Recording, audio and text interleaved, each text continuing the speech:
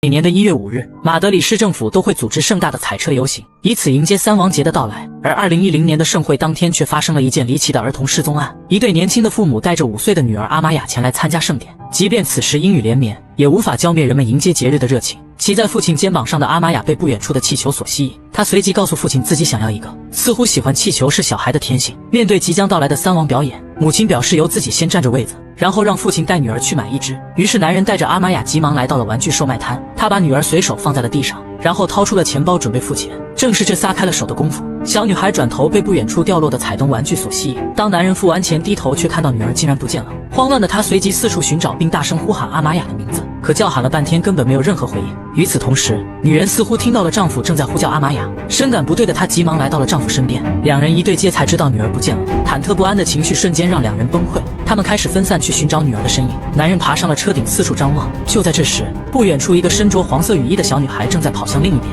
心存侥幸的她急忙冲了过去。或许在这极短的距离里，男人将所有的希望都寄托在了这一刻，可结果却是绝望的。这个女孩根本不是他的女儿。这一瞬间，男人只感觉整个天都塌了下来。当两人再次碰头后，只找到了阿玛雅掉落在地上的兔头面具。伴随着他们无助又害怕的内心，一起离奇的失踪案开始慢慢向全城发酵。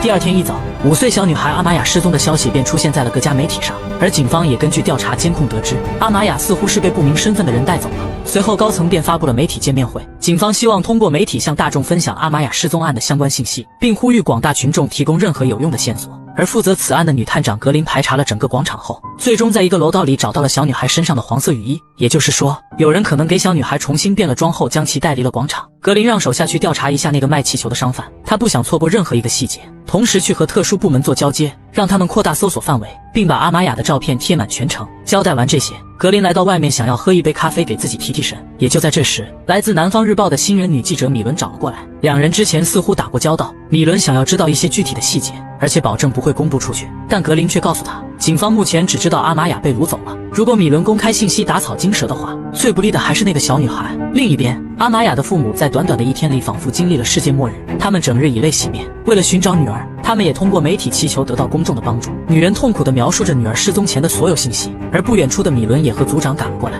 在他努力地记录着各种信息时，组长告诉他，失踪女孩的爷爷是当地有名的企业家，在沿海开了好几家酒店，而站在他旁边戴墨镜的是他的好友，身份是城市规划议员。这家伙曾在一起反腐案中差点被捕，不知道女孩的失踪究竟和这些家人有没有关系。当阿玛雅的父母向媒体公布完细节后，便伤心地离开了这里。在所有人都离开后，米伦单独找到了阿玛雅的母亲，他说明了自己的身份，并希望有时间能和女人仔细地聊一聊，自己是真心实意想要帮助她。即便米伦表现出了很大的善意，可在阿玛雅的母亲看来，这都是为了利益而言，她不想说任何无关女儿的话语。米伦只能留了自己的联系方式给她。此时格林带着手下再次来到了广场这边，他们先是分析了一下阿玛雅失踪的经过，然后来到了黄色雨衣被遗弃的楼道里。两人准备重新对居民楼里的人一一询问，看看是否有人看到了事情的经过。没想到在和一个老奶奶交流时，却得到了一个重要的消息，她在楼上似乎看到了2个人带着女孩离开，但因为下雨的关系并没有看到对方的模样。与此同时，手下也收到了一个消息，紧接着格林带着他就找到了当初贩卖气球的小贩，此人曾因故意伤害罪蹲了2年牢。而这次通过广场的监控看到，小贩起初一切都是正常的，但看到女孩失踪后，他竟然迅速地逃离了现场。面对格林的质问，商贩表示自己绝没有掳走那个女孩，他只是害怕自己牵连进去，因为自己现在也有个同样大的女儿，害怕因为曾经的事让女儿遭人非议。听到这里的格林让他待在家里，暂时不要出城，警方随后会对他进行详细的笔录。另一边，米伦正和组长通过目前已知的信息进行交流，他表示自己一直都在观察失踪女孩的家人以及他们的社交圈。米伦认为掳走女孩的人可能认识他，假如是强行掳走的话，现场不可能没有目击证人，毕竟当时周围有那么多人。可组长却表示任何人都有这种可能，毕竟谁也无法判断当时站在女孩身边的是不是她的家人。即便女孩一直在哭闹，人们也只会以为这是普通的小孩闹情绪。为了验证自己的想法，米伦通过信息找到了阿玛雅父亲的好友大卫一家。大卫有着一家属于自己的搬家公司，此时正和家人一起发放阿玛雅失踪的传单。米伦本想通过大卫一家得到一些别的线索，可大卫在得知米伦的身份以及目的后，竟然气急败坏地将米伦赶走了。他似乎不想自己一家的信息被透露出去。米伦根本没想到对方的情绪会那么大，而在回去的路上，他也突然想起了曾经一些不好的记忆画面。原来米伦曾经被人侵犯过，以至于在得知阿玛雅失踪后，他害怕女孩遭遇自己同样的情况，所以才想要竭尽全力地找到女孩。但以他现在的身份，别人总会以为他另有目的。可就在组长带着新人们讨论这起案件该如何报道时，电视上突然出现了大卫被警局传唤的消息。作为失踪女孩父亲的好友，却有人匿名举报这个男人曾经侵犯过年轻女孩。在格林的询问下，大卫当然表示自己没有做，而阿玛雅的家人也没想到出现了这种局面。阿玛雅的父亲冲进里面，大声地质问大卫有没有做过这事，却被警方的人给拦在了外面。在经过一系列询问后，格林得知大卫一家也曾出现在盛典的当天。根据双方的描述得知，两家人的距离大概有400米，而恰恰在阿玛雅失踪之前，大卫离开了家人，单独出去了几分钟。通过计算，他完全有作案的时间。格林急忙让手下去申请搜查令，并把大卫一家的照片发给那个目击的老奶奶，看看对方能否辨别出来。就这样没多久，警方迅速封锁了大卫的家里和他的搬家公司，并开始进行详细的排查。然而就在这时，格林突然收到了另一则消息，监视气球商贩的警员发现了不对劲，5岁小女孩阿玛雅神秘失踪。作为现场目击者的小摊商贩不仅在第一时间逃离了现场，此时更是鬼鬼祟祟地将一个大箱子塞进了车子后备箱。这如此一反常态的做法，怎能不引起警方的怀疑？就在商贩准备驾车离开时，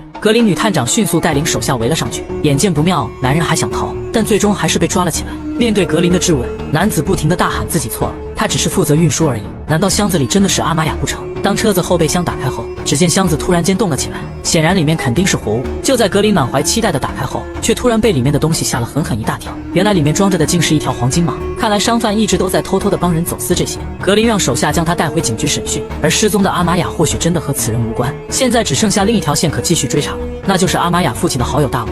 如果是熟人作案，目前大卫的嫌疑是最大的。他不仅有作案时间，同样有作案动机，因为他曾被指控侵犯过年轻女孩。就在案件进展不顺利时，手下查到大卫妻子的名下还有一处闲置的房产。格林觉得不管如何都要去排查一番。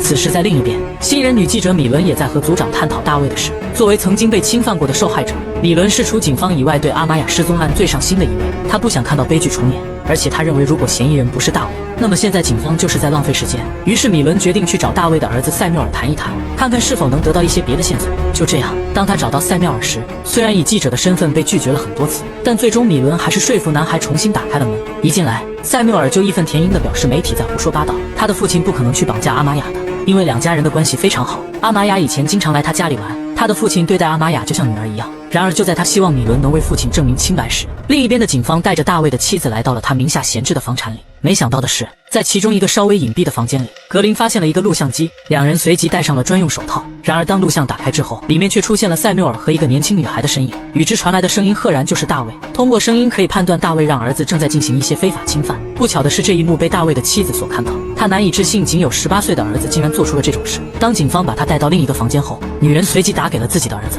塞缪尔听到母亲的声音不对劲，便询问发生了什么。于是母亲崩溃地说出了警方和自己的发现。这一刻男孩彻底的慌了，此事一旦报道出去，他的前途和名声全都毁了。或许看出了他的不对劲，米伦试图安慰他冷静一下，不管发生了什么自己都会帮他。可没想到男孩仅仅说了句阿玛雅的事与他们无关，便突然冲向了阳台上。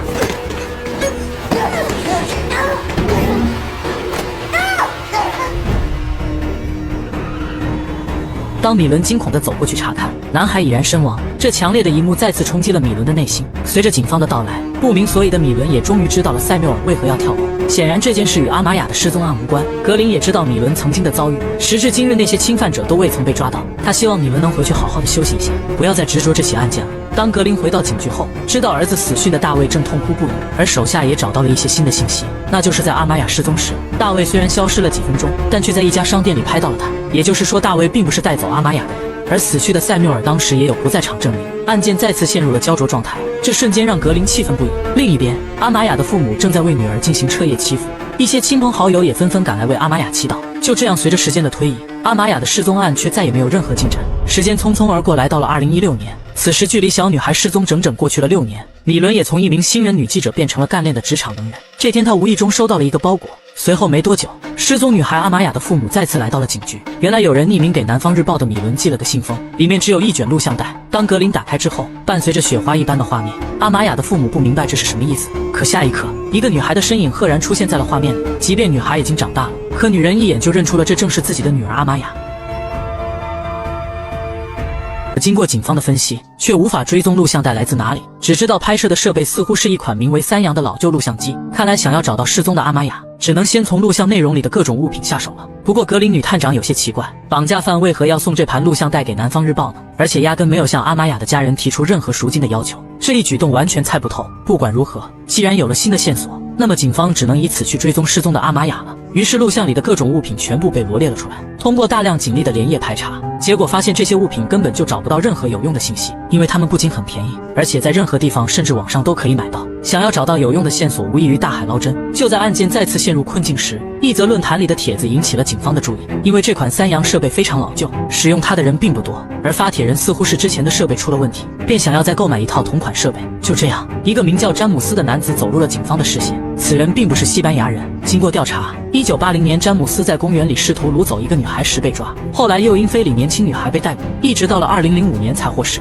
也是那一年，他从伦敦来到了西班牙，现在一直都在马拉加工作。格林向领导汇报了此人的种种案底，并申请逮捕令，因为他很大可能就是绑架阿玛雅的嫌疑人。之后没多久，米伦收到了来自格林的电话，警方要抓捕一位可能关乎失踪案的嫌疑人，而这将成为米伦的独家新闻。于是，在这天下午，格林带着人直接来到了一家纹身店。此时的詹姆斯正在给客人纹身。奇怪的是，当格林说要带走他时，男人似乎一点也不奇怪，仿佛知道警方会过来一样。而就在他被带上警车时，詹姆斯奇怪地看了眼不远处的米伦。回到警局的审讯室，面对格林的质问，詹姆斯冷静地说道：“阿玛雅案与自己无关，而且他有不在场证明。”格林询问4天前他在哪里，那天正是米伦收到录像带的日子。詹姆斯表示，他和自己的女同事一整天都待在床上。为了确认他所说真伪，警方随即对纹身店女孩进行了简单的问询，结果的确如他所说。而在詹姆斯所住的房车里，也没有找到任何关于阿玛雅的蛛丝马迹。就这样，因为没有证据，格林只能释放了詹姆斯，不过也警告他不能离开马拉加。而当詹姆斯离开警局后，米伦却找上了他。他本想询问对方几个问题，没想到詹姆斯却表示认识他，甚至知道关于米伦过去的遭遇。这些话瞬间触动了女人。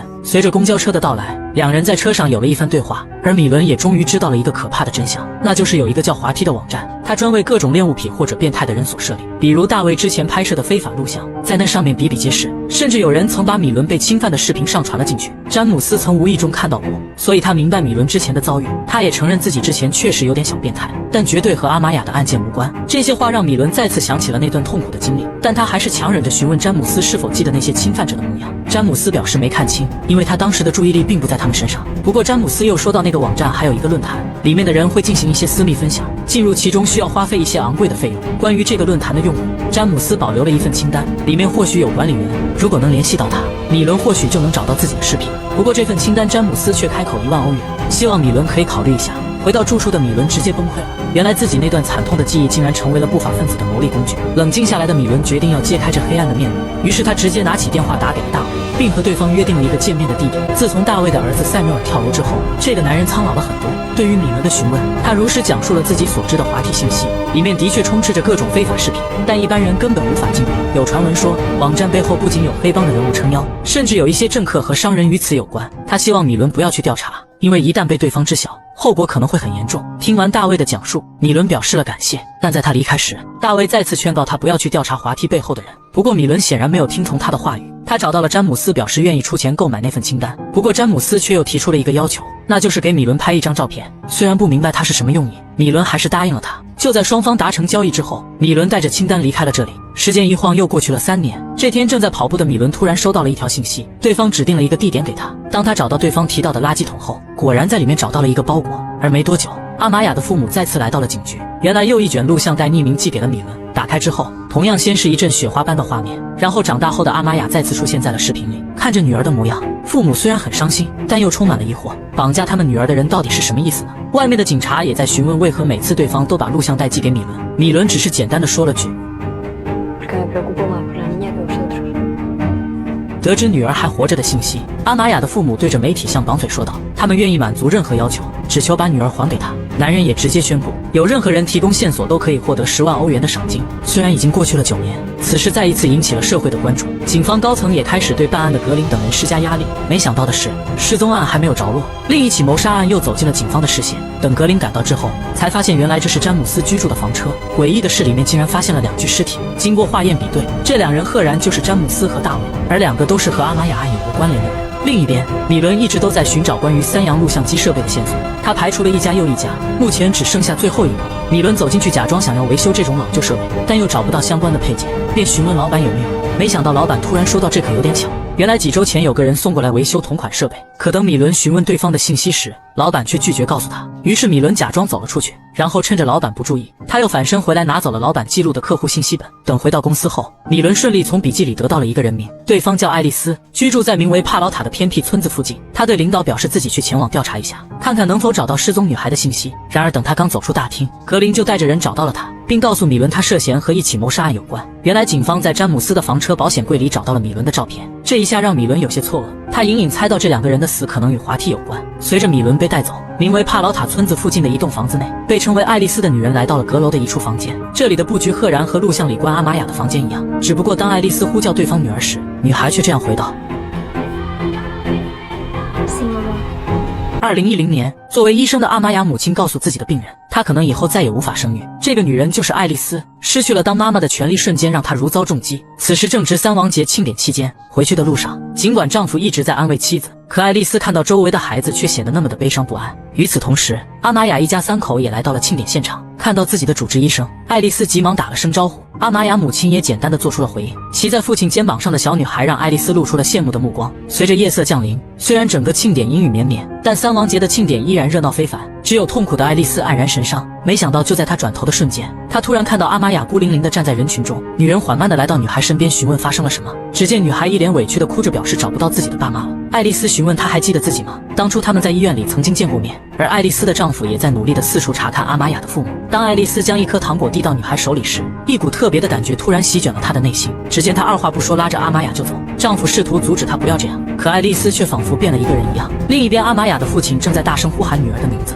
而爱丽丝则带着阿玛雅来到了一条小巷子，并脱掉了女孩的黄色雨衣，随后拿给了丈夫让她扔远一点。男人不敢犹豫，急忙遵从了妻子的指示。这一幕也被楼上的老奶奶所看到，但她也并不知道发生了什么。这一刻的爱丽丝已经决定，她把阿玛雅占为己有。不幸的是，阿玛雅的母亲就从旁边跑过，或许女儿的消失已经让她丧失了理智。就这样，当爱丽丝和丈夫一起带着委屈的阿玛雅离开庆典现场后，一起离奇的儿童失踪案就此拉开了序幕。当他们回到那偏远的家里后，起初阿玛雅根本无法接受爱丽丝，她一直哭闹找自己的亲生母亲，而爱丽丝却表示从此以后她就是妈妈。显然女孩并不接受。之后没多久，两人在阿玛雅的房间里安装了一个老式监控录像。他们本意是害怕女孩跑掉，然而随着时间的推移，阿玛雅虽然不承认她，但面对女人持续的糖衣炮弹，小女孩最终还是慢慢开始接受她。平常没事的时候，看着电视上阿玛雅母亲崩溃地寻找女儿，爱丽丝虽然有些愧疚，但根本不会把女孩还给他们。也是在这时，她感受到那个叫米伦的女记者似乎对阿玛雅的事非常上心。接下来的日子里，阿玛雅得了一场病，爱丽丝也每天开始无微不至地照顾她，两人同住一张床上。时间匆匆而过，来到了2016年，阿玛雅已经长大了不少，她似乎已经接受了爱丽丝就是自己母亲的事实。家里面虽然多了很多欢声笑语，可爱丽丝看着自己的主治医生陷入了绝望后，她的心里又多了不少内疚之情。为此，她想到了一个方法，那就是截取一段阿玛雅的录像匿名给米伦，希望以她的名义让阿玛雅的妈妈知晓女儿还活着。本意是想给对方的生活带来一丝希望，也的确让阿玛雅的父母非常的激动，他们重新激起了寻找女儿的愿望。时间再次匆匆而过，来到了2019年，距离阿玛雅失踪已经9年了。然而这天，爱丽丝突然慌乱地跑过来带走了她。原来是有人开着车子正朝这边驶来，害怕暴露的爱丽丝只能将阿玛雅藏了起来，可还是被开车的男子看到了身影。他是银行的职员，来此是催收房贷的。当爱丽丝的丈夫热情地将她带进屋里后，她反而有些不自在起来，因为她知道爱丽丝夫妇根本就没孩子，加上新闻上的热点阿玛雅失踪案，男人认为他发现了一个大秘密，于是他不再催促，而是准备先离开这里。或许感到对方发现了什么，躲在外面的爱丽丝直接拿出喷子解决了他。两人一步错便步步错。随着男人的死亡，他们将对方的尸体移走埋了起来。接下来的一段日子还算平静。这天，爱丽丝发现录像带似乎出了毛病，她准备拿去维修一下，然而丈夫却带来了一个噩耗，因为他们没有及时还上房贷，银行准备将他们赶出去。这一刻的爱丽丝简直快要崩溃了，离开了这里，他们根本无处可去。女人激动地开始大喊大叫，丈夫试图让她冷静下来，可爱丽丝却气愤地表示，如果别人想要夺走自己的女儿，她就选择自杀。看到妻子已经陷入了疯狂，男人最终做出了一个决定，那就是向警方认罪。他决定把所有的责任都揽到自己身上。临行前又告诉阿玛雅，他们两个是真的爱她。在这个大雨滂沱的下午，男人来到了警局门口，犹豫了很久，最终他下定了决心。只见他快步朝着警局走去，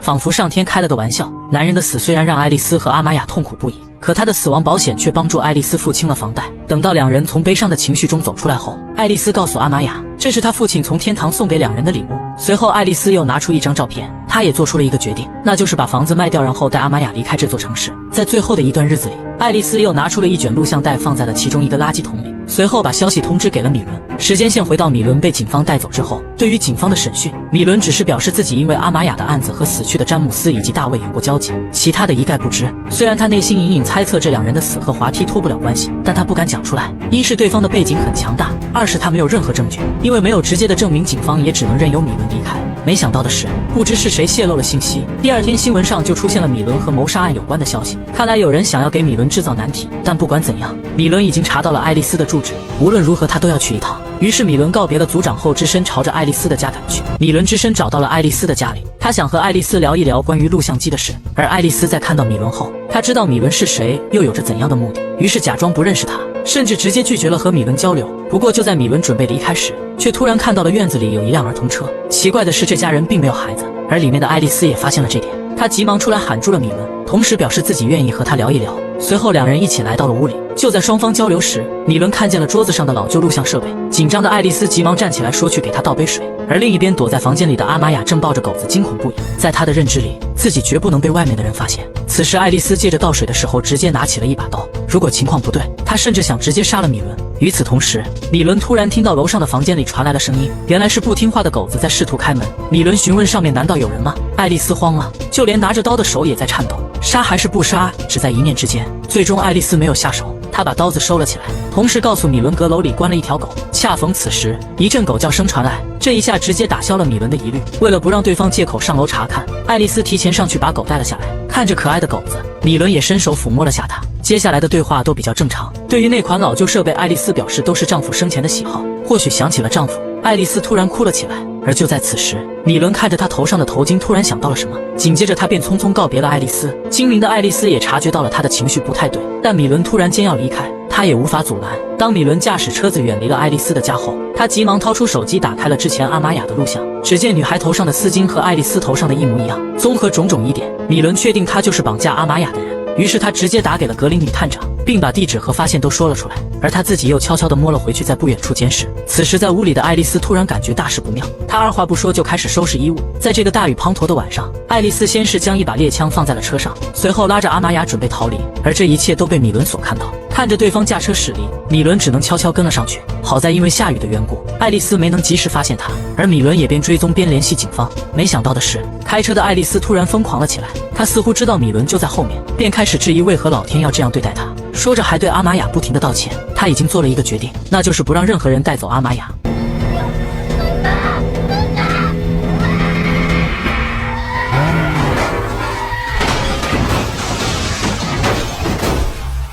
米伦惊恐地看着对方的车子飞了出去，他赶紧跑过去查看情况。等找到两人时，爱丽丝已经身亡，受了点轻伤的阿玛雅拿起了武器对着米伦，他质问米伦为何要害死他的母亲，而米伦则说出了阿玛雅真正的身份。可9年的时间似乎已经让阿玛雅忘记了曾经的一切，他不仅不相信米伦所说，还对着他开了一枪。好在这一枪打偏了，米伦也不再废话，直接上前控制住了失控的阿玛雅。就这样，两个女人在大雨里抱在一起痛哭不已。第二天，当警方封锁了现场后，爱丽丝的尸体被装进了袋子里，一场时隔9年的失踪案就此落下了帷幕。阿玛雅的父母虽然找回了女儿，可女儿似乎不再是他们眼中那个可爱的小精灵了。这种无以言表的悲伤也不知道要多久才能被治愈。过了不久，米伦将这起案件写成了一本书，他也尝试面对自己内心最痛苦的经历。可没想到的是，一个包裹再次寄到了他的手里。等疑惑的米伦打开后才发现，里面正是他被侵犯前的一张照片。